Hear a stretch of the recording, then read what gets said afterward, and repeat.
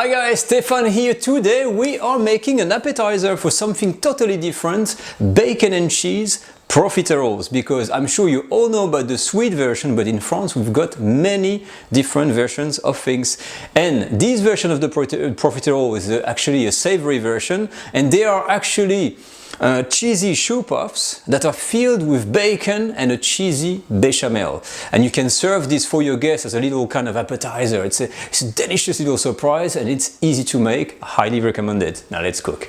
Now let's make these bacon and cheese profiterole, which is our recipe of the day. So for that recipe, there's two important parts. First, we need to make a choux pastry, a savory choux pastry, and actually cheese puffs, and then we'll make the sauce for the filling. So today we are making a savory choux pastry, which is based on milk and not water.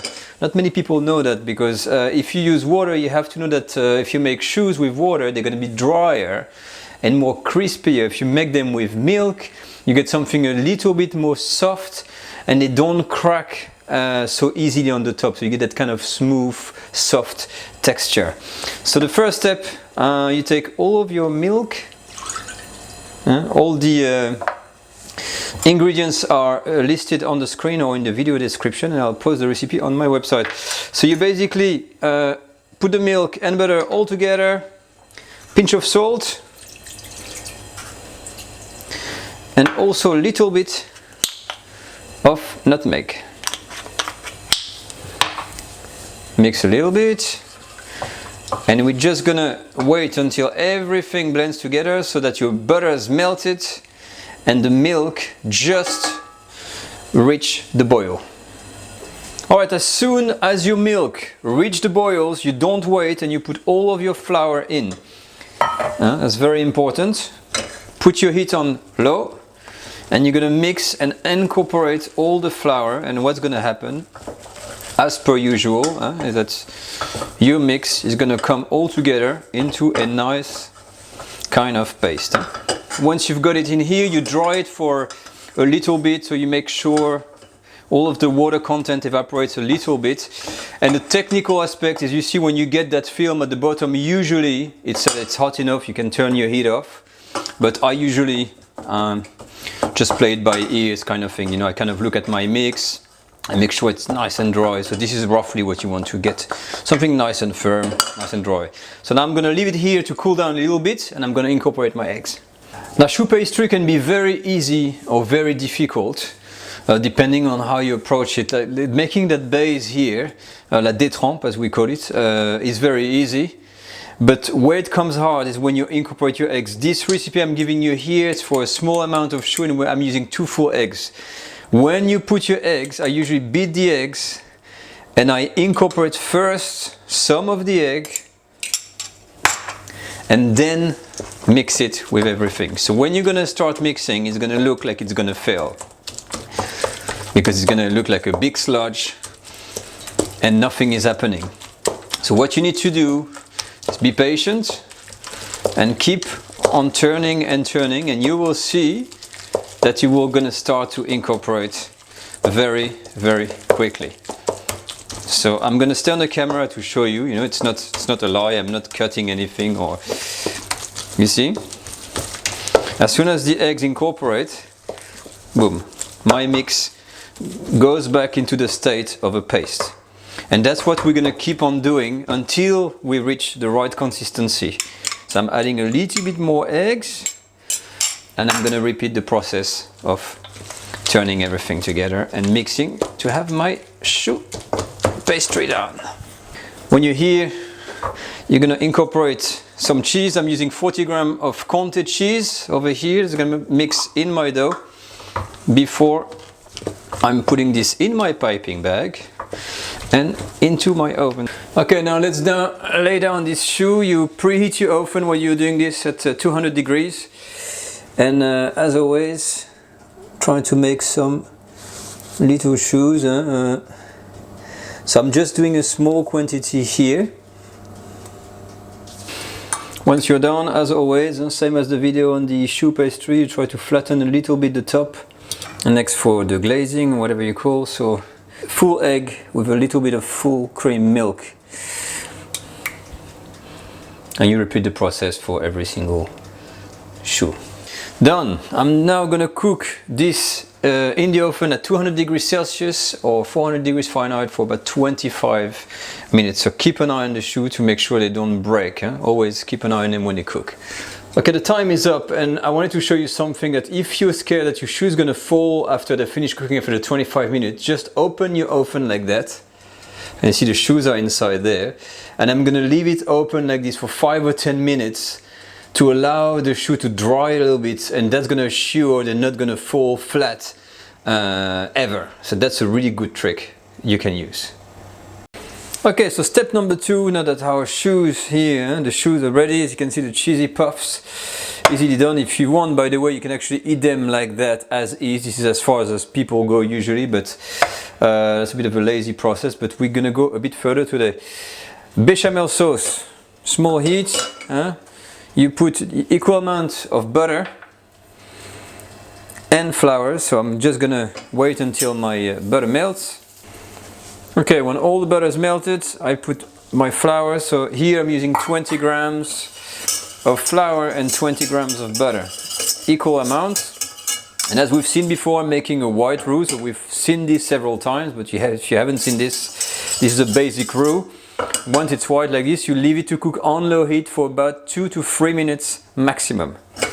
Alright, done. So I've got my white roux. I'm adding 20 centiliters of cold milk on my mix. Putting my heat back on high, or medium to high. And I'm gonna keep on whisking to make sure all of the roux is incorporated in the milk until the mix thickens.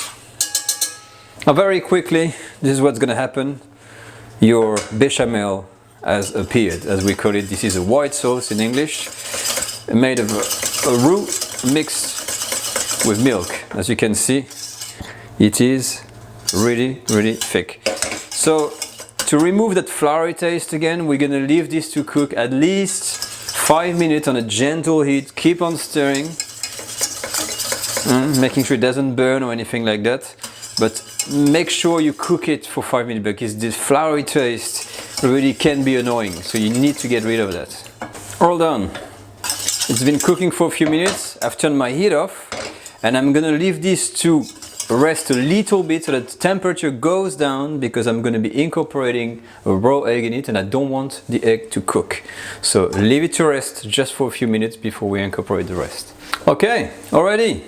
So we're going to start by adding 40 grams of cheese. So you can put it in 2 times. So first you add a little bit, make sure you mix everything well, and your cheese is going to melt. You can use cheddar cheese. I am using a French Comté cheese. Why? Because as you may have noticed before, I didn't put any salt in that mix, and this cheese here is very salty, and this is where my saltiness is going to come from. And these are the little details in cooking that you need to calculate, right? It's not all about pouring salt all the time. You have to think, are you going to add salty ingredients afterwards that may add too much salt in your preparation? Okay, so after the cheese you put 1 egg yolk. I'm going to mix everything well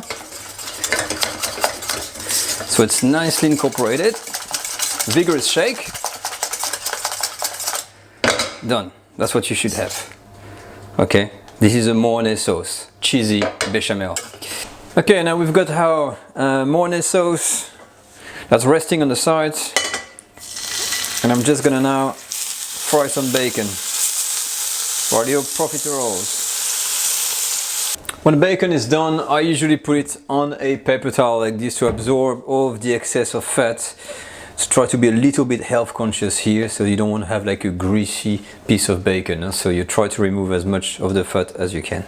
When your Mornay sauce is cold, you're going to put it back into a piping bag, and we're going to dress up the choux. And finally, for the assembly. So I've got my cheese puff here. And now what we need to do is fill them with Mornay sauce. What we usually do, if there's a hole or something like this at the bottom, we usually take a small, piping bag, very small end, and you're gonna put it in, and you're gonna inject a little bit of the cream in there. Okay, that's one way of doing it, from the bottom of the choux. If the bottom here is too fragile and you can't really cut, sometimes you can have to find a weak point on the side, like for instance the little hole here, and this is the nice looking side. And I'm just gonna take a knife like that, and you just basically make a little opening, and then same thing, you take your sauce again, and you're gonna inject a little bit of sauce in there, and then you put it on the side. Okay, once you're here, you got the sauce inside, it's all filled. And the last touch is simply to add a little piece of either bacon or maybe raw ham. If you want, you can put more. I've got some porchetta over here, but usually one per person is enough. So you're gonna repeat the process with all your choux like this. You're gonna put them all and fill with cream, and that's how we're gonna build up a little appetizer. We've done it, guys. This is the rough idea on how to make cheese and bacon profiteroles. So basically you can serve them like this. They don't look super interesting like that, but it's what's inside that counts. So this is one way of presenting them, but you can also present them like that. Just go on the table just with one serving and say, okay guys, here's a little entree, a little appetizer. So that's all good, but let's try to open that thing and see what's inside. So the way you eat it, usually someone's going to take it in his hand, you're going to detach this. Now, I'm going to eat it, yum, but what I want to see is what's going on inside there. So I'm going to try to cut that thing open, and look, this is what you get. A layer of creamy bechamel with cheese.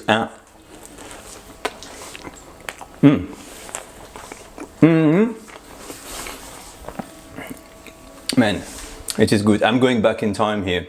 Brilliant idea. Did you see this? Look at these layers. It's totally filled nicely, and you see this layer of the fresh choux pastry that really combines with the ham and the bacon.